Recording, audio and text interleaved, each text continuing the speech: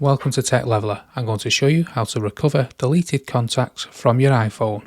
It's a quick and simple process. First, what you want to do is head over to your iPhone settings here on your home screen. So let's tap into that.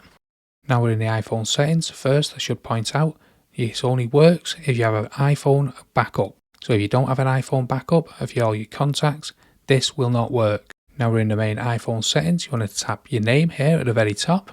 Now from here, you want to click on iCloud here in the middle. And if you don't see contacts, you want to click Show All here. Now we can see all the applications. You can see right in the middle here, contacts. So what you want to do is you want to toggle this off. And you'll get this little pop-up. And what you want to tap on is Keep on my iPhone. Then you want to tap back on Contacts. And you'll get another pop-up. And what you want to press is Merge. And what this will do is merge all the contacts what have been backed up to the iCloud back onto your iPhone. So any lost contacts that you have lost will now be put back onto your iPhone. I hope that helps you recover deleted contacts. And if it does, smash the like, smash the subscribe, and thank you for watching.